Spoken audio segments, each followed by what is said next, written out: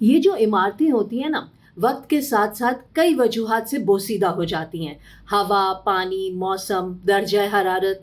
اہرام مصر کو لیجئے، صدیوں تک یہ خیال عام رہا کہ صحرائے سہارا کی گرم ہوائیں پیرامڈز کے پتھروں کو گھس رہی ہیں۔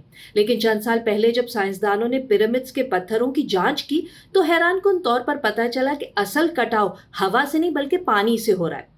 لیکن سوال یہ تھا کہ پانی آیا کہاں سے؟ اہرام کے ارد گرد تو مکمل صحرا ہے۔ سائنسدانوں نے بیک ٹریک کیا تو پتہ چلا اہرام کے ارد گرد آخری بار پانی برفانی دور یعنی آئس ایج میں تھا، اور آخری آئس ایج شروع ہوئی کوئی 1,15,000 سال پہلے، ختم ہوئی 12,000 سال پہلے۔ مطلب یہ کہ اہرام مصر کم از کم بھی 1,00,000 سال پرانے ہیں، جبکہ فرعونوں کی سلطنت صرف 5,000 سال پرانی ہے۔ تو پھر پیرامڈز کو کس نے اور کیوں بنایا؟ قدیم انسانی تاریخ بتاتی ہے کہ برفانی دور سے پہلے انسان صرف بنیادی یہ پتھریلے اوزار بنانا جانتے تھے۔ ایسے میں پیرامڈز جیسے فلکیاتی پیمانے کی انجینئرنگ ان کے بس کی بات ہی نہیں تھی۔ ابھی 16 مارچ 2025 اسی سال اٹلی میں ایک بین الاقوامی کانفرنس میں جدید سیٹلائٹ سکیننگ کے حیران کن نتائج پیش کیے گئے۔ معلوم ہوا کہ گیزا پلاٹو پر واقع کافرے پیرامڈ کے نیچے 8 دیو ہیکل ستون موجود ہیں، جن کے گرد کوئل نما کوئی چیز لپٹی ہوئی ہے۔ یہ ستون 2126 فٹ گہرائی تک جاتے ہیں، جو آئیفل ٹاور سے دگنے اور خود کافرے ہرم سے 4 گنا بلند ہے۔ ان ستونوں کے نچلے حصے میں 262 بٹا 262 فٹ کے 2 بڑے اسکوائر کمرے ہیں۔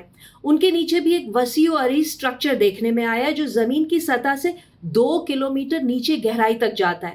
5,000 سال پہلے کی مصری تہذیب کے پاس ایسی پیچیدہ زیر زمین انجینئرنگ کا علم تھا ہی نہیں، اور عین ممکن ہے کہ اہرام مصر بجلی بنانے اور اسے وائرلیس طریقے سے منتقل کرنے کے کسی نظام کا حصہ تھے۔